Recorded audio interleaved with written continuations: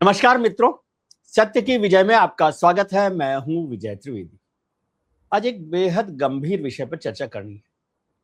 बेहद गंभीर इसलिए हो गया क्योंकि हिंदुस्तान की राजनीति ने उसने एक हलचल मचा दी। एक ऐसा कंकर फेंका कि जिससे पूरी लहरें परेशान हैं, राजनीति परेशान है। अलग अलग लोग अपने अपने हिसाब से बात कर रहे हैं। जो लोग अभी तक जाति जनगणना के सपोर्ट में नहीं थे, जाति जनगणना का फैसला कर लिया है, सरकार जाति जनगणना करवा रही है, सेंसस का काम शुरू भी हो गया, लेकिन फिर भी विपक्षी दल उससे संतुष्ट नहीं है। क्या मसला है और इस सबके क्या मायने हैं? गंभीर विषय। क्या ये राजनीति को बदलने वाला विषय है? क्या ये मंडल की जो राजनीति थी 1990 में, उसको कहीं पर ले जा रहा है? ये जो कमंडल की राजनीति है उसको कोई नुकसान पहुंचा रहा है? इस सब पर चर्चा करेंगे। इस गंभीर विषय को बहुत गंभीरता से देखने और समझने वाले हमारे मित्र अभिषेक कुमार साहब के साथ। अभिषेक जी हिंदुस्तान की राजनीति को, जाति जनगणना को, समाज का जो जातिगत ढांचा है उसको बहुत बेहतर तरीके से समझते हैं, स्टडी के तौर पर भी, पॉलिटिक्स के तौर पर नहीं। अभिषेक जी बहुत बहुत स्वागत है आपका। जी नमस्कार। इतना कॉम्प्लिकेटेड इशू था, अभी तक तो हमें जातियां ही नहीं समझ में आ रही थी। अब ये जाति जनगणना का जो पूरा विवाद है 2011 से 2026 तक, 15 साल में ये मसला हल नहीं हो रहा। एक तो ये समझाइए क्यों तो नहीं करवाना चाहते और क्यों लोग दबाव डाल। देखिए विजय जी, वेस्टर्न कॉन्सेप्ट में जो समाज के अंदर जो सोशल स्ट्रेटिफिकेशन है, सामाजिक स्तरीकरण है, उसमें क्लास इंपॉर्टेंट हो जाता है, रेसेज इंपॉर्टेंट हो जाते हैं। जैसे रेड इंडियन अमेरिका में हो जाते हैं, ब्लैक्स हो जाते हैं, हिस्पैनिक्स हो जाते हैं, व्हाइट्स हो जाते हैं, तमाम अलग अलग लेयर है। भारत के कॉन्सेप्ट में जब हम इसे देखने की कोशिश करते हैं तो यहाँ ये सामाजिक स्तरीकरण पहले वर्ण व्यवस्था से जुड़ता है और वर्ण व्यवस्था के ढांचे में भी जाकर के वो जाति व्यवस्था से जुड़ता है। ये अलग बात है कि जातियां पेशे के आधार पर आदिकाल में बनी है और फिर वही धीरे धीरे अस्थायी स्वरूप लेती चली गई। अब आते हैं, एक डिवाइडिंग लाइन खड़ी होती है 1990 से, और 1990 में एक तो मई का महीना है और दूसरा 7 अगस्त 90 की तारीख है। मई का महीना इलाहाबाद की धर्म संसद है, जहां भारतीय जनता पार्टी ने अयोध्या के मुद्दे को अपने हाथों में ले लिया। विश्व हिंदू परिषद की जगह Bharatiya Janata party four front पर आ गई, एक पॉलिटिकल पार्टी। अब तक बीजेपी पर्दे के पीछे से दिख रही थी। पालमपुर अधिवेशन में तो क्या हुआ अटल जी और प्रमोद जी के बीच, वो तो खैर अलग स्टोरी हो जाएगी। दूसरा 7 अगस्त 1990 की तारीख, जब मंडल आयोग की सिफारिशों को लागू करने का फैसला हुआ। एक सिफारिश सरकारी नौकरियों वाली, उसमें 27% रिजर्वेशन देने का फैसला हुआ। और इन दोनों घटनाओं ने इस देश की राजनीति को बदल दिया। आप कहें तो हमेशा हमेशा के लिए बदल दिया। सत्ता सीधे सीधे पिछड़े वर्गों के हाथ में चली गई। लेकिन ध्यान रखिए, ये कर्पूरी ठाकुर की तरह अति पिछड़े वर्ग के हाथ में नहीं गई। सत्ता चली गई सामंतों की जगह नौ सामंतों के हाथ में, नियो फ्यूडल के हाथ में चली गई। जो ओबीसी वर्ग के जो डोमिनेंट फैक्टर थे, जो डोमिनेंट फोर्सेस थे, उनके हाथ में चली गई। और फिर वहां से भी एक हैव्स और हैव नॉट्स वाली जो मार्क्सिस्ट थ्योरी है, जो आप कहते हैं कि जिनके पास कुछ है, जिनको कुछ चाहत थी उन्हें मिल गई, और जिन्हें वास्तविक रूप से जरूरत थी वो वहीं के वहीं बने रह गए, उन्हें कुछ हासिल नहीं हुआ। अब उसमें कमंडल ने अपने लिए जगह देखी। कमंडल ने जगह देखी कल्याण सिंह को आगे लाकर, कमंडल ने जगह देखी उमा भारती और शिवराज सिंह चौहान को आगे लाकर, गुजरात में कमंडलवादी धारा ने जगह देखी नरेंद्र मोदी को आगे लाकर, जहां पाटीदार डोमिनेंस या समीकरण का जमाना था, वहां नरेंद्र मोदी को आगे लाकर। कांग्रेस ने फिर ठीक इसी तरह से राजस्थान में, जहां सबको लग रहा था कि परसराम मदेरणा ही मुख्यमंत्री होंगे 98 में, वहां दिल्ली से अशोक गहलोत को ला करके वो जगह ढूंढने की कोशिश की। और बिहार में जो लालू यादव का लगातार 15 साल का एक छत्र राज रहा, वहां डोमिनेंट वर्सेस नॉन डोमिनेंट की जो बाइनरी खींची, वो भारतीय जनता पार्टी के दायरे में ना खींचकर एनडीए के दायरे में खींची और नीतीश कुमार उसके नेता बन गए। सर इस पर चर्चा करें उससे पहले सर जी एक लाइन में आपसे समझना चाहता हूँ जी। नहीं, आप ये बहुत बारीक बात कर रहे हैं। जब आपने दो तारीखों का जिक्र कर दिया, मई 1990 और अगस्त 1990 जी, इस पर बहुत चर्चा, बहुत विवाद राजनीति में चलता रहा। तो जब आप इस तरह से स्पेसिफिक तरीके से आप बोले, तो क्या इसको ये माना जाए कि मई 1990 का धर्म संसद का फैसले ने वीपी सिंह को 7 अगस्त 1990 के फैसले के लिए मजबूर किया? कमंडल ने मंडल के लिए मजबूर किया।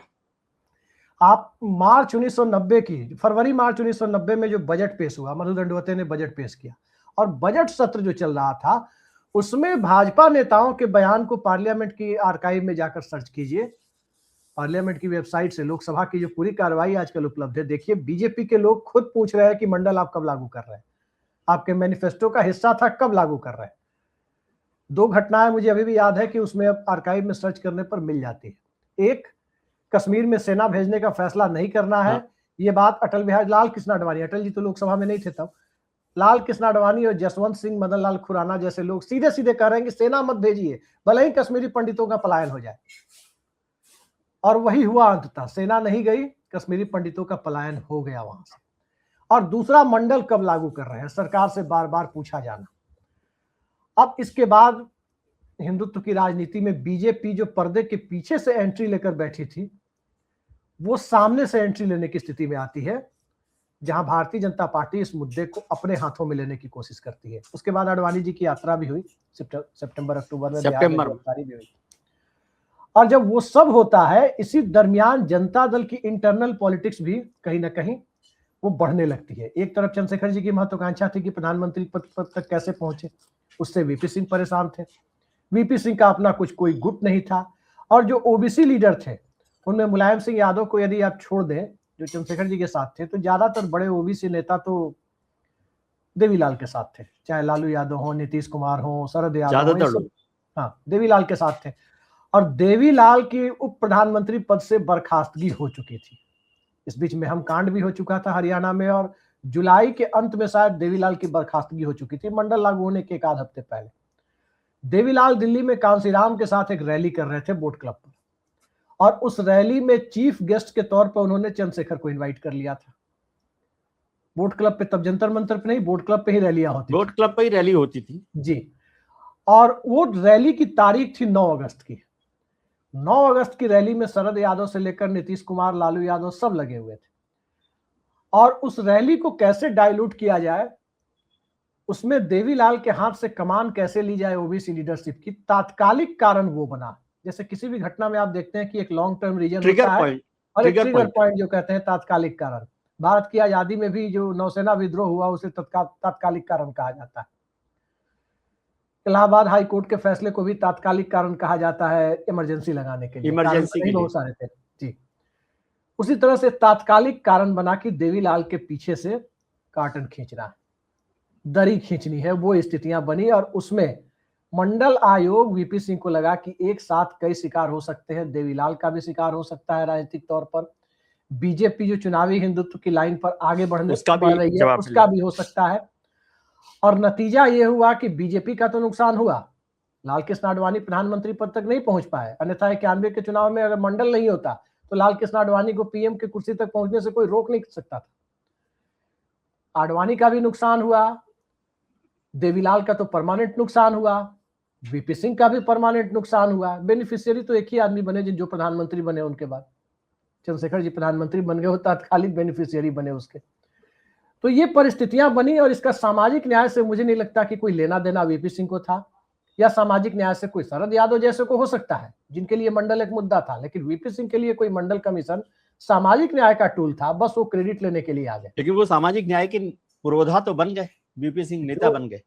अब देखिए, आप तो जानते हैं सर, नहीं आप कह रहे हैं तो इस बात पर मैं आपको याद दिला दूं, आप जानते हैं सर कि इंदिरा गांधी का बैंकों के नेशनलाइजेशन से कोई लेना देना नहीं था, वो यंग टर्क का अपना एजेंडा था जिसको वो लेकर चल रहे थे। और सिंडिकेट के साथ जब उनकी दूरियां बढ़ी तो यंग टर्क के समर्थन की जरूरत थी, लग रहा था कि कांग्रेस टूटेगी ही टूटेगी, तो उन्होंने उनके मुद्दे को नेशनलाइजेशन और प्रीवी पर्स को उठा लिया। इंदिरा गांधी का तो कभी कोई एजेंडा नहीं था वो, लेकिन क्रेडिट इंदिरा गांधी को जाता है क्योंकि प्रधानमंत्री रहते हुए फैसला उनका था।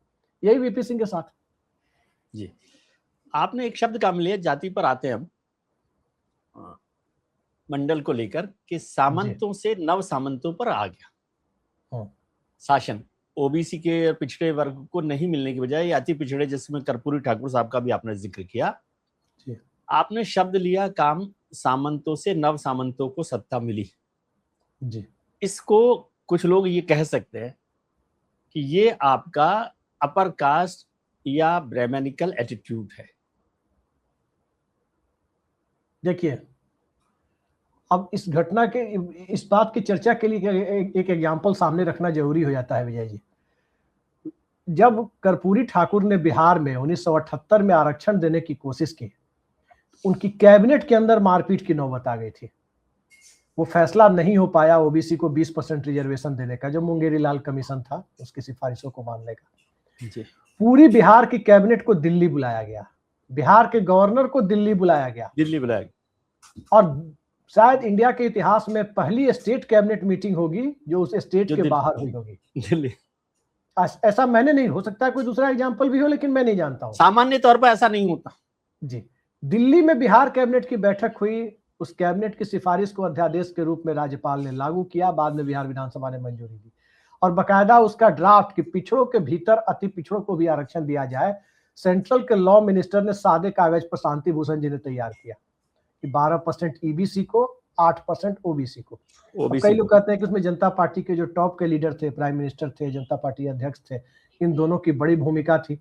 इन लोगों ने कहा कि भाई आप कर्पूरी जी को कि आरक्षण तो दीजिएगा, लेकिन आप जिस समाज की तरक्की चाहते हैं वहां पर आप अति पिछड़ों के लिए कोटा विदिन कोटा नहीं कीजिएगा तो उनका भला कैसे होगा। वो काम उन्होंने कर दिया। लिहाजा बिहार में वो सामाजिक रूप से, राजनीतिक रूप से तो गोलबंदी होती है, सामाजिक टकराव की स्थिति में नहीं जाती, जैसा एक दौर में रणवीर सेना के दौर में हो गया या माले के दौर में हो गया था। वो नहीं होता। आप टकराव को थाम लिया क्योंकि अति पिछड़े वर्ग के अंदर से भी लोग आने लगे बड़ी संख्या में, आरक्षण का असली लाभ उन्हें मिला। दूसरे राज्यों में और सेंट्रल लेवल पर यह नहीं हुआ, लिहाजा मोदी जी ने रोहिणी कमीशन बनाया। और रोहिणी कमीशन के बारे में सर मैंने पता करने की कोशिश की कि आखिर क्या कारण है कि बना तो दिया, लागू नहीं किया। तो असल मुद्दा यह है कि जो डोमिनेंट ओबीसी माने जाते हैं, जिसे उत्तर भारत में कहें तो यादव समाज के लोग, पटेल समाज के लोग, मौर्य समाज के लोग माने जाते हैं, उनके साथ साथ मोदी जी की बिरादरी को भी डोमिनेंट ओबीसी में 7 या 8% रिजर्वेशन वाले सब सेक्शन में रख दिया गया। तो ये एक बड़ा कारण बताया जाता है कि मोदी जी लागू नहीं करना चाहते हैं, क्योंकि उन्हें लगता था कि उनकी कम्युनिटी, जिस कम्युनिटी से वो आते हैं, मोड़ घांची कहे या तेली समाज कहे नॉर्थ इंडिया में, वो मध्यम पिछड़ा या अति पिछड़ा में कहीं 3 कैटेगरी बनाने की बात रोहिणी कमीशन से सामने आई थी, उसमें से कहीं उनका एडजस्टमेंट होगा। लेकिन मोदी जी को फेंक दिया गया डोमिनेंट ओबीसी के साथ, क्योंकि उनकी बिरादरी ने मंडल कमीशन के बाद सामाजिक तौर पर जितना फायदा इन लोगों ने लिया है, डोमिनेंट ओबीसी ने, उतना ही फायदा उन लोगों ने भी लिया है। लिहाजा वो उस कैटेगरी में रोहिणी ने क्लासिफाई नहीं किया, जिस वजह से मामला रुके होने की बात सामने आती है। लेकिन जो आप कह रहे हैं कि रोहिणी कमीशन की रिपोर्ट तो सरकार नहीं बनाई है ना, मोदी सरकार नहीं बनाई है, राष्ट्रपति जी को पेश किया, तो उससे पहले इस पर बात हो रही है। हाँ, उसमें आंकड़ों के आधार पर वो सब क्लासिफिकेशन किया गया है। लेकिन आपने कहा कि मैं नौ सामंत शब्द का इस्तेमाल किसी अपर कास्ट मानसिकता के साथ कर रहा हूं, तो दरअसल ऐसी बात नहीं है। आप देखिए हुआ क्या है, किस तरीके से राजनीति को बदलने की कोशिशें थी और किस तरीके से बदली है। महाराष्ट्र के अंदर दलित आंदोलन हुआ, ज्योतिबा फुले, सावित्रीबाई फुले, और जिस ढंग से समाज के वंचित तबके के लोगों को मुख्य धारा में लाने की कोशिशें हुई, उसका परिणाम आज दिखता भी है। तमिलनाडु के अंदर वो प्रतिक्रियावादी जरूर हो गया, इस बात से हम इनकार नहीं कर सकते, लेकिन उसका परिणाम तो दिखता है कि क्या हुआ। कम से कम समाज के दबे कुचले वर्गों के बीच एक चेतना आई और उसका सामाजिक आर्थिक असर भी सामाजिक बदलाव में दिखा। और उस बदलाव ने सामाजिक टकराहट को कैसे खत्म किया, कोई सोच सकता था कि जहां इस ढंग से एंटी ब्राह्मणिकल अप्रोच के साथ राजनीति होगी, गोलबंदी होगी, वहां कोई ब्राह्मण मुख्यमंत्री बन जाए। लेकिन तमिलनाडु में इसी दौर में हुआ और ब्राह्मण समाज से भी, यानी अपर कास्ट से भी मुख्यमंत्री बने तमिलनाडु के अंदर। तो जब चीजें एक्सट्रीम लेवल पर जाती है और चीजें डायलूट होने शुरू होती है, जैसे 2 नदियों का पानी अगर एक जगह जाकर के मिलता है, तो फिर आप समझ सकते हैं कि वाटर लेयर जो है वो काफी हद तक बराबर होता है और स्थितियां बदलती है। वही स्थिति तमिलनाडु में हुई। उत्तर भारत में यह नहीं हो पाया, क्योंकि उत्तर भारत में राजनीतिक टूल के तौर पर मंडल आ गया। सामाजिक टूल के तौर पर मंडल कभी दिखाई नहीं दिया उत्तर भारत में। कभी आपको कहीं दिखा हो तो आप बताइए कि सामाजिक स्तर पर मंडल ने समरसता को कायम करने में कोई भूमिका निभाई हो या इक्वलिटी को लाने में कोई भूमिका निभाई हो। वो नॉर्थ इंडिया में नहीं हो पाया। जैसे आजादी के पहले आप देखिए जितने सोशल रिफॉर्म्स मूवमेंट थे, या तो बंगाल में चले या नॉन हिंदी भाषी भारत में चले। बिहार, यूपी, राजस्थान, मध्य प्रदेश में क्या चला? किसान आंदोलन। और किसान आंदोलन मोटे तौर पर बड़े जमींदारों का आंदोलन, अपर क्लास, जी, बड़े वो कभी जमींदारों भी का। समाज सुधार के टूल के तौर पर नहीं आया कि जो ट्रावनकोर स्टेट में चलाया, दक्षिण मैसूर में चलाया, मद्रास में चला, वो उत्तर भारत में नहीं दिखा, या यहाँ कोई ईश्वर चंद्र विद्यासागर नहीं आए हिंदीभाषी भारत में। उसी तरह से मंडल हो गया। यहाँ पर मंडल ने सत्ता दिलाने का एक माध्यम बन के रह गया, उससे आगे मंडल की भूमिका यहाँ दिखाई नहीं दी। अब उसके बाद आप देखिए, अति पिछड़े वर्ग से भी जो चेतना आई है, कैसे आई है, वो भी कोई अर्थपूर्ण स्थिति को में ले जाती हुई दिखाई नहीं देती है कि कोई बहुत बड़ा बदलाव। ओम प्रकाश राजभर, संजय निषाद, बिहार में मुकेश सहनी सन ऑफ मल्लाह कहे जाते हैं, इस तरह आईपी गुप्ता एक आ गए हैं अति पिछड़े समाज से, अपनी जाति के नेता। तो इस तरह से अति पिछड़ा राजनीति जातियों के ढांचे में और एक व्यक्तिगत राजनीतिक महत्वाकांक्षा की पूर्ति करने वाले टूल में तब्दील होकर चली गई है। यहाँ कर्पूरी ठाकुर नहीं आ रहे हैं जो सामाजिक बदलाव की बात कर सके। इस स्थिति में वो जाति जनगणना कहीं ना कहीं ओबीसी वर्ग पर भारी पड़ने जा रही है। भारतीय जनता पार्टी ये गलती कर रही है कि जातिगत जनगणना में बीच की स्थिति कि कॉलम हम नहीं देंगे, लोग से पूछकर डाल देंगे। बिहार में यहाँ पर आते हैं हम लोग, आप बिल्कुल ठीक जगह पर आ गए जी। पहले तो भारतीय जनता पार्टी जाति जनगणना के लिए तैयार नहीं थी कि जाति से देश बटेगा, समाज बटेगा, ये सब हुआ। फिर हो सकता है उनको पॉलिटिकल प्रेशर या जो भी बात समझ में आई होगी, उसके बाद उन्होंने फैसला किया। अब कांग्रेस ये कह रही है कि भाई, पहले तो कांग्रेस कह रही थी जाति जनगणना कराएं, अभी तो वो नाराज हैं जाति जनगणना को लेकर। और उन्होंने कहा कि जो 2011 में जाति जनगणना में कांग्रेस ने गलती की थी, वही बीजेपी कर रही है, जबको उसको वो सुधारना चाहती थी, उसकी मांग कर रही थी। तो क्या है ये सुधार, क्या है और क्या फर्क पड़ेगा? देखिए, 11 में जो जातिगत जनगणना हुई, पहली तो पूरी नहीं हुई, पूरे देश में हो नहीं पाई। मणिपुर में या मेघालय में कहीं से शुरू हुआ था और पूरे देश में करने की कोशिश हुई थी। वहां पर भी क्या था कि जातियों के लिए पूछ कर जाति का नाम डालने की बातें थी। अब जैसे एक छोटे एग्जाम्पल से आप देखें, कई जगह लोग कहते हैं ब्राह्मण, कई जगह कहते हैं पंडित। अब किसी ने कह दिया कि किस बिरादरी के हो भाई, तो मैं पंडित हूं। अब बिहार वगैरह में अब जाएं या पूर्वांचल में जाएं, वहां पर कुम्हार बिरादरी के लोग भी खुद को पंडित कहते हैं, जो मिट्टी के बर्तन बनाते हैं। तो वहां पर एक ओवरलैपिंग आएगी। कई जगह राजपूत और ठाकुर बोलते हैं लोग, कहीं ठाकुर बोल दिया, कहीं राजपूत बोल दिया, कहीं क्षत्रिय बोल दिया। कई जगह लोध बिरादरी के लोग भी राजपूत बोलते हैं। ठीक इसी तरह यादव बिरादरी में जाए तो कई जगह लोग अहिर बोलते हैं, कई जगह यादव बोलते हैं, यादव, कई जगह ग्वाला बोलते हैं। इस तरह की स्थितियां जब सामने आएंगी और इस तरह के कॉलम के बीच ओवरलैपिंग की स्थिति जब बनेगी, तो ये जातिगत जनगणना एक पेंडोरा बॉक्स बनकर रह जाएगी। किसी को समझ में नहीं आएगा कि आंकड़ा क्या है। और सरकार का जो नया नोटिफिकेशन है वो यही कह रहा है कि जातियां पूछ के डाली जाएंगी। इसके उलट बिहार में जो जातिगत जनगणना कराई गई, उसमें बकायदा 215 जातियों का कॉलम बनाया गया। मुसलमानों में भी बहुत सारी जातियों का कॉलम था और हिंदुओं में भी बहुत सारी जातियों का था, अन्य धर्मावलंबियों में भी था। और सबको जोड़ करके आंकड़ा 215 का बना। 215 क्लस्टर बने और उन्हीं 215 में से कोई ना कोई एक जाति बिहार के लोगों की थी। इसके अलावा अगर 214 थे, और इसके अलावा अगर कोई 215वीं अगर जाति होती, उसके लिए एक अन्य का कॉलम दिया गया। भाई हो सकता है कि सरकार को छूट रहा हो कुछ, तो एक अन्य का कॉलम दिया गया। तो वो एक साफ साफ दिख रहा था कि यहाँ आंकड़े ऐसे आएंगे। अब सेंट्रल के लेवल पर क्या होगा, जातियों का नाम व्यक्ति से पूछा जाएगा, तो उसके बाद की स्थिति क्या होगी, ये अपने आप में लग रहा है कि ये काफी ऑर्गेनिक आइडिया तो नहीं है कि इस ढंग से चीजों को किया जाए, और ये आंकड़े आना ना आना दोनों बराबर हो जाएंगे।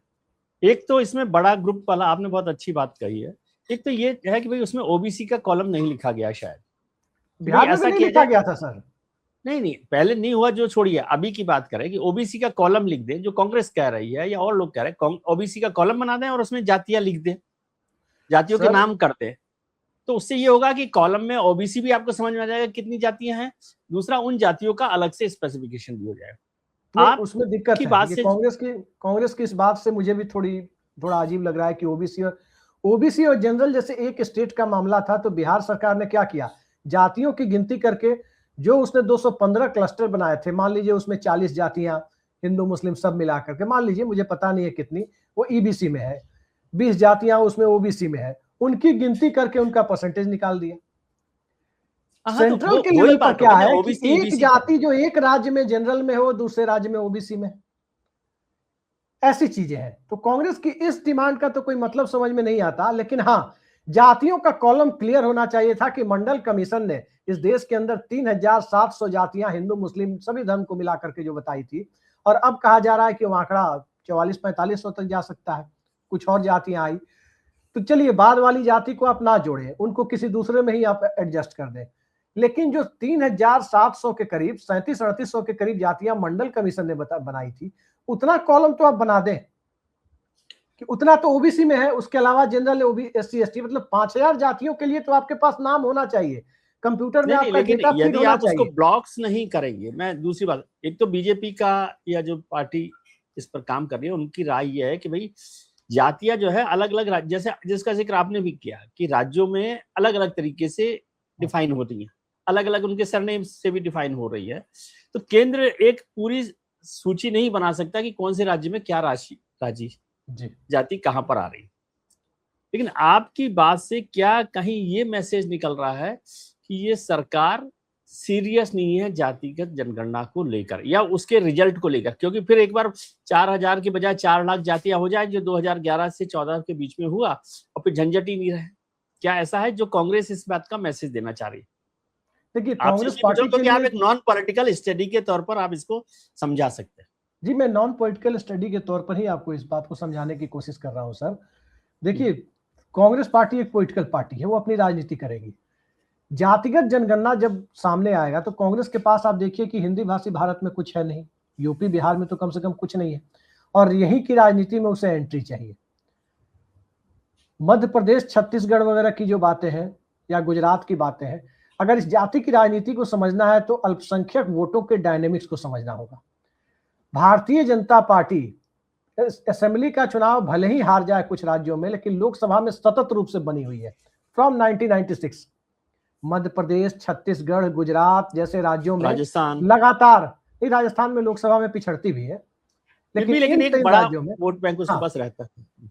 मेरे कहने का मतलब यह है सर कि जिन राज्यों में माइनॉरिटी वोटों का प्रतिशत डबल डिजिट में है, 10% और मोर, जहां भी ये स्थिति है, वहां जाति की राजनीति के सहारे अलग अलग पार्टियां कर रही है। कमंडल की राजनीति को मात दे देती है और मात देती रही है।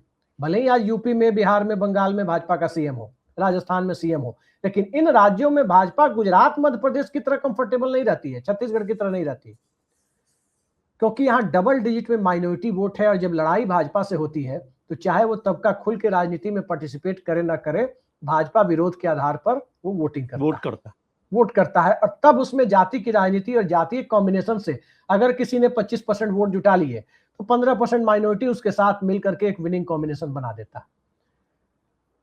भारतीय जनता पार्टी इससे डरती। कांग्रेस पार्टी के साथ क्या है कि इस मंडल और कमंडल की पॉलिटिक्स में उसके पास उत्तर भारत में कुछ बचा नहीं। मध्य प्रदेश जैसे राज्यों में तो इसलिए विधानसभा में बचा हुआ है, या छत्तीसगढ़ जैसे राज्यों में, क्योंकि वहां पर कोई क्षेत्रीय पार्टी या जनता दल परिवार का अस्तित्व पहले से भी बहुत छोटा था, जो ना के बराबर था। लेकिन जहां पर जनता दल परिवार की पार्टियां काबिज हुई, मतलब मसलन Samajwadi party, RJD, JDU, Gujarat के अंदर भी क्या था, बीजेपी के लिए आप कहा जाए कि बिल्ली के भाग्य से छीका टूटा वाली स्थिति क्यों बनी? फरवरी 1994 में चिमन भाई पटेल का देहांत हो गया, जो वहां के सिटिंग चीफ मिनिस्टर थे, जो जनता दल से जीत कर आए थे, जनता दल की सरकार बनाई थी। और उसके बाद वहां की कास्ट पॉलिटिक्स के बीच, कास्ट डायनेमिक्स के बीच एक बड़ा वैक्यूम क्रिएट हुआ, और उस वैक्यूम को भरने के लिए जो उपलब्ध पाटीदार लीडरशिप थी, उसमें केशु भाई सबसे बड़ा चेहरा था। उनके बराबर का चेहरा किसी के पास नहीं था। वो स्थिति थी जिसमें भारतीय जनता पार्टी ने, अब संघ का फुटप्रिंट तो था ही गुजरात में, और भारतीय जनता पार्टी ने तात्कालिक रूप से वो फायदा उठाने की स्थिति में आ गई कि तेंदुलकर रिटायर हुए तो कोहली आ गए, उस तरह से वहां पर। लेकिन एक बार जी कंप्लीट कीजिए। नहीं, मैं ही कह रहा हूं सर कि अभी राहुल गांधी को यह साफ साफ दिखाई दे रहा है कि इससे ज्यादा नुकसान तो उनका हो नहीं सकता जो पिछले 35 सालों में हुआ है। अब इस जाति की राजनीति के मंथन से कुछ समुदाय कांग्रेस पार्टी की तरफ आएंगे, और कांग्रेस पार्टी अपने लिए एक स्पेस क्यों देख रही है? क्योंकि राष्ट्रीय जनता दल, समाजवादी पार्टी जैसी पार्टियों से अल्पसंख्यकों का भरोसा, भले ही सपा को 37 सीटें मिली है, अलग बात है, माइनॉरिटी का भरोसा हिला है। माइनॉरिटी का भरोसा इन लोगों से हिला है, लेकिन वो कांग्रेस में तभी जाएंगे कांग्रेस को पसंद करेंगे लेकिन वोट नहीं देंगे। विनिंग तभी पार्टी जाएंगे जब बने, कांग्रेस में विनिंग जब पार्टी उसके जब वो पास एक बने। अपना वोट बैंक खड़ा हो जाएगा। अब उत्तर प्रदेश में तो तय है, कोई कुछ भी कहे, जब जाति जनगणना होगी तो भूल जाइए, अगर आप पिछड़ा, आप ओबीसी को अलग ग्रुप माने भी, तब भी वो ओबीसी के अंदर की जातियां अपने नंबर को लेकर के लड़ेंगी, जनरल के अंदर की जातियां अपने नंबर को लेकर के लड़ेंगी। उत्तर प्रदेश में ब्राह्मण वोटों की लीडरशिप न भाजपा के पास है न सपा के पास होनी है। वहां कांग्रेस के पास स्पेस बनेगा कि भाई ब्राह्मण दलित पॉलिटिक्स की अपनी अपनी जो पुराना उसका जो पिरामिड थ्योरी है उसको रिवाइव कर सके। इस तरह की चीजें कांग्रेस पार्टी अपने लिए देख रही है। बिहार में वो देख रही है कि उसके पास राजपूत दलित मुस्लिम का एक इक्वेशन बनाने का सुनहरा मौका है। उत्तर प्रदेश में ब्राह्मण का मौका है, राजस्थान में वो पहले से जमी हुई है, मध्य प्रदेश में पहले से जमी हुई है, छत्तीसगढ़ में पहले से जमी हुई है, गुजरात में भले ही सत्ता नहीं मिल रही है लेकिन नंबर 2 की पार्टी पर तो सतत रूप से काबिज है सर। 1995 से आज तक वो नंबर 2 की पार्टी है, नंबर 2 पार्टी। हाँ। तो ये स्थितियां यूपी बिहार जैसे राज्यों में तो नहीं है, दिल्ली में खत्म हो चुकी है शीला दीक्षित के बाद। ये स्थिति वापस कैसे आएगी, यही वापसी कांग्रेस पार्टी अपनी चाहती है। अब एक छोटे एग्जांपल से इसे आप समझिए। 2017 में जब अखिलेश यादव और राहुल गांधी का अलायंस हुआ, वो अलायंस फेल कर गया, लेकिन 24 में कामयाब हो गया, क्योंकि 17 में राहुल गांधी के पास अखिलेश यादव को देने के लिए कुछ नहीं था। संविधान बचाओ का नैरेटिव और मल्लिकार्जुन खड़गे का सांकेतिक नेतृत्व ही सही, वो उसमें काम आया। कांग्रेस पार्टी के पास देने के लिए कुछ था। बसपा के कमजोर होने के संकेत मिलने के साथ साथ दलित वोटों का एक चंक, खासकर नॉन जाटो वोटों का, वो नए ठिकाने की तलाश में था और लाभार्थी चेतना की उम्र भी पूरी हो रही थी। बेनिफिशियरी कॉन्शसनेस जो 5 किलो राशन और बाकी चीजें थी, तो वहां देने के लिए राहुल गांधी के पास था कुछ कि वो अखिलेश यादव को दे सके। तो वो देखिए, वो अलायंस कैपिटलाइज हो गया और उसने पूर्वी उत्तर प्रदेश में ऐसी कामयाबी और खास करके दक्षिण पश्चिम बिहार में ऐसी कामयाबी हासिल की कि आप पटना से श्रमजीवी एक्सप्रेस पकड़ें दिल्ली के लिए, तो पटना में रविशंकर प्रसाद के क्षेत्र में, भाजपा सांसद के क्षेत्र में वो ट्रेन रुकेगी, फिर भाजपा सांसद के क्षेत्र में वो ट्रेन बनारस में रुकेगी, बीच में कहीं भी एनडीए या भाजपा के सांसद का क्षेत्र नहीं आएगा, और बनारस के बाद फिर वो ट्रेन बीजेपी सांसद के क्षेत्र में जाएगी तो लखनऊ में जाएगी, कहीं नहीं आएगा। ये स्थिति उसमें कांग्रेस पार्टी के साथ गठबंधन ने बना कर देगी। जी, लेकिन सर, जैसे बीजेपी दावा करती है कि भाई उसके पास, उसको क्या चिंता है, उसके पास तो ओबीसी प्राइम मिनिस्टर है, ओबीसी के एमपीज हैं, ओबीसी के एमएलएज हैं, तो फिर वो क्यों चिंता कर रही है? ये कंट्राडिक्शन मुझे समझाइए कि योगी देखिए, ओबीसी आदित्यनाथ के और प्राइम मिनिस्टर बीजेपी तभी तक है जब तक जाति जनगणना नहीं हुई है। जैसे आप लालू यादव की केस स्टडी करें, नरेंद्र मोदी की केस स्टडी के लिए लालू यादव की केस स्टडी जरूरी हो जाती है। लालू यादव 1990 का चुनाव उनके चेहरे पर नहीं था, वो तो अलग तरह की परिस्थिति में बने। 91 का लोकसभा चुनाव लालू यादव की परिस्थिति में था, लालू यादव के नाम पर था, या 95 का विधानसभा, हाँ, उनके फेस पर था। तब लालू यादव गरीबों के नेता थे, पिछड़े वर्ग के गरीबों के नेता, दलित वर्ग के गरीबों के नेता, या अल्पसंख्यकों के नेता, यहां तक कि अगड़े वर्ग के गरीबों के नेता लालू यादव थे, गरीबों के मसीहा लालू यादव। जी, लालू यादव धीरे धीरे 96-98 के लोकसभा चुनाव आते आते, या 99 के लोकसभा चुनाव आते आते, गरीबों के नेता की जगह वो पिछड़ों के नेता में तब्दील होते चले गए, और फिर 2000 के बाद की परिस्थितियों में वो यादवों के नेता में तब्दील होते चले गए, और जाति जनगणना ने उन्हें यादवों में भी 70-75% यादवों का ही नेता बना के छोड़ दिया, न कि 95-100% यादवों का। अब नरेंद्र मोदी की परिस्थितियों को मैं इसी तरह से देखता हूं। नरेंद्र मोदी 2014 में जब आए थे तब वो हिंदुओं के नेता थे। 2024 में उत्तर प्रदेश में जो 33 सीटें मिली भाजपा को, उसमें सबसे बड़ा कारण कि 33 सीटों के लायक भी भाजपा बच गई, तो नरेंद्र मोदी के कारण बच गई। खराब हालत में भी देश के किसी राज्य में 33 सीटें नहीं आई, और वही 33 सीटें भारतीय जनता पार्टी में की नरेंद्र मोदी की प्रधानमंत्री के तौर पर तीसरी वापसी में सबसे बड़ा फैक्टर साबित हुई। अन्यथा अगर 4-9 की तरह 10 सीटों पर अटक जाते तो क्या होता। तो नरेंद्र मोदी उसके बाद अति पिछड़ों के नेता बन गए। वो कहते भी हैं कि मैं अति पिछड़ा हूं, मैं गरीब माँ का बेटा, सब बातें कहते हैं। अब जब जाति जनगणना हो जाएगी तब वो तेली समाज के नेता में तब्दील हो जाएंगे, एकदम लालू यादव करण हो जाएगा उनका। कांग्रेस पार्टी यही चाहती है कि नरेंद्र मोदी एक वर्ग के बजाय एक जाति के चेहरे में, एक जाति के नेता हो जी। और ये तो दूसरा, राहुल गांधी किसी जाति के नेता नहीं है। अब सवाल यह है कि जब राहुल गांधी और नरेंद्र मोदी वोट बैंक के मामले में, व्यक्तिगत ऑरा के मामले में एक ही पायदान पर खड़े हो जाएंगे, तो उस स्थिति में फायदा तो राहुल गांधी को ही होगा, उस स्थिति में फायदा नरेंद्र मोदी को तो होना नहीं है। ये स्थिति बन रही है और कांग्रेस यही बनाना चाहती है। कांग्रेस क्या, कोई भी विपक्षी दल यही चाहता है कि जो स्थिति बनी हुई है, जैसे बनी हुई है, कल्याण सिंह थे, मुलायम सिंह को यादवों का नेता बना दिया था उन्होंने 91 के चुनाव में ही।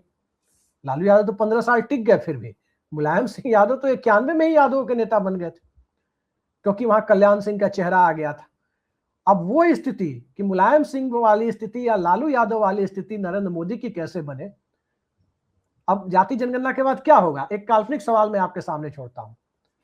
शिवराज सिंह चौहान को अगर बीजेपी आगे लाए प्रधानमंत्री पद के लिए, तो वो भी एक जाति के चेहरे के तौर पर देखे जाएंगे, ना कि वर्ग के चेहरे पर देखे जाएंगे। तो ये कांग्रेस पार्टी के लिए कहीं ना कहीं फायदा है, क्योंकि भारतीय जनता पार्टी कम से कम अगले 50-60 साल तक, जैसे Congress party main stream politics से सत्ता छोड़ने के बावजूद बाहर नहीं हुई, लड़ाई तो कांग्रेस से ही होनी है भाजपा की, उसी तरह से अगले 50-60 साल तक भारतीय जनता पार्टी और कांग्रेस में ही लड़ाई होनी है, इसमें तो कहीं कोई दो राय नहीं है। तो बीजेपी तो बनी रहेगी, लेकिन बीजेपी के सामने स्थितियां ये होगी कि वो किसी बड़े वर्ग के समर्थन का दावा करने की स्थिति में ना हो। ये स्थितियां खड़ी करनी चाहती है कांग्रेस जी। तो आखिरी सवाल, मैं इंटेंशन पर नहीं जा रहा, क्योंकि इंटेंशन तो समझ में नहीं आती, इंटेंशन तो एक परसेप्शन है। इंटेंशन को परसेप्शन के तौर पे देखता हूँ कि हम ऐसा सोचते हैं कि भाई अभिषेक जी का इंटेंशन ये है, अभिषेक जी सोचते हैं विजय त्रिवेदी का इंटेंशन। लेकिन इस जातिगत जनगणना जो अब शुरू हो गई है, हो रही है, इसका भविष्य क्या देखते हैं? क्या कुछ कॉन्क्रीट रिजल्ट पर पहुंचेंगे या हम 2014 पर पहुंच जाएंगे, 2011 पर पहुंच जाएंगे? मुझे तो लगता है कि ये सामाजिक तौर पर 2011 तक ही पहुंचेगी, लेकिन सबसे बड़ा नुकसान जाति जनगणना नहीं होने का ये जनरल कैटेगरी को होने जा रहा है, सबसे बड़ा नुकसान। क्योंकि बिहार इसका एक बहुत बड़ा केस स्टडी है, जहां जनरल कैटेगरी के लोग बहुत ज्यादा सशंकित थे जाति जनगणना के मामले में, कि जाति जनगणना होगी तो पता नहीं उनका क्या होगा। लेकिन सबसे, बिहार विधानसभा के रिजल्ट को देखें तो सबसे बड़े बेनिफिशियरी बन के जनरल कैटेगरी के लोग आए। जनरल कैटेगरी 80 के करीब उनके 240 में से 80 के करीब उनके एमएलए हो गए। ये जाति जनगणना के पहले 1/3 हो गए, 1/3 हो गए। ये जातिगत जनगणना के पहले संभव ही नहीं था। संभव इसलिए नहीं था क्योंकि उस समय समाज वर्ग के आधार पर बटा हुआ था, और वर्ग के आधार पर जब बटा हुआ क्लस्टर था, हाँ, एक क्लस्टर था। अब उस क्लस्टर की जगह एक छोटे क्लस्टर में समाज बदल रहा है। छोटे क्लस्टर में समाज बदल रहा है तो वहां होता क्या है, मैं बार बार इंजीनियरिंग कॉलेज और मेडिकल कॉलेज का उदाहरण देता हूं सर, कि जब रैगिंग होती थी, रैगिंग के जमाने में, तो जो सेकेंड ईयर वाला होता था वही रैगिंग करवाता था फर्स्ट ईयर वाले की। थर्ड ईयर और फोर्थ ईयर वाले या फाइनल ईयर वाले नहीं कराते थे रैगिंग। समाज के अंदर डॉक्टर लोहिया ने भी व्हील ऑफ सोसाइटी में इस चीज को इनडायरेक्ट तरीके से स्वीकार किया है कि समाज जैसे जैसे आगे बढ़ेगा, जो सामाजिक चक्र है उसमें समाज का जो सबसे निचला तबका है और सबसे ऊपरी तबका है उसके बीच सामंजस्य सबसे ज्यादा मजबूत होगा। जैसे इंजीनियरिंग कॉलेज में होता है, मेडिकल कॉलेज में होता है कि रैगिंग से बचाने फोर्थ ईयर या फाइनल ईयर वाले ही आते हैं, नए स्टूडेंट के लिए सबसे ज्यादा सेफ गार्ड वही मुहैया कराते हैं। वो स्थितियां जाति जनगणना मुहैया करा रही है। और ये बात भारतीय जनता पार्टी, देखिए भारतीय जनता पार्टी हिंदुत्व की लाइन पर खड़ी है, उसे तो नुकसान होना ही है, क्योंकि हिंदुत्व के लिए जो सबसे बड़े आधार बने हुए हैं वो जनरल कैटेगरी के लोग हैं, तिलक तराजू तलवार जिन्हें कहते हैं। वो भी अपने कास्ट के दायरे में सोचेंगे कि हमारा रिप्रेजेंटेशन कैसे बढ़े। अभी राहुल गांधी जाति जनगणना के बाद जो बिहार में ओबीसी कर रहे थे, अगर वो बिहार में ओबीसी नहीं करते, और जो काम प्रशांत किशोर कर रहे हैं कि सवर्ण दलित मुस्लिम की बात एक तरह से इनडायरेक्ट तरीके से कर रहे हैं, वो एसडीएम समीकरण पर बढ़ते हुए दिख रहे हैं, वो काम राहुल गांधी कर रहे होते तो जितनी सीटें तेजस्वी की, और 25 एसडीएम का फार्मूला तो कांग्रेस का फार्मूला ही रहा एक जमाने तक। उस पर मायावती ने काम किया 2007 में। जी वहां भी वही हुआ कि समाज का सबसे दबा कुचला वर्ग और समाज का बौद्धिक तौर पर सबसे संपन्न वर्ग, ये दोनों एक साथ खड़े हो गए। और ये प्रवृत्ति समाज के अंदर होती है, उसको हम बदल नहीं सकते। तो इस स्थिति में समाज जाए, ये कांग्रेस पार्टी चाहती है और भारतीय जनता पार्टी ये नहीं चाहती है। एक शब्द आपने काम में लिया, लेकिन मैं उस पर चर्चा नहीं करना चाहता। दूसरी बात मैं आखिरी सवाल पूछना चाहता हूँ। जो एक डर ये बताया जा रहा है कि भाई ये जाति जनगणना हो जाएगी तो रिजर्वेशन का परसेंटेज हिस्सेदारी बढ़ाने पर दबाव बढ़ेगा कि भाई ओवर एक पूरे क्लस्टर को देख ले, ओबीसी ईबीसी को, वो 27% से 50% पर पहुंच जाएगा क्योंकि नंबर साफ हो जाएगा जी। तो क्या ये डर भी मौजूदा व्यवस्था को दिख रहा है, और अगर ऐसा है तो उसमें उनको क्या डर है? जाति जनगणना के साथ एक टर्म जुड़ा हुआ है sir, socio economic and caste census.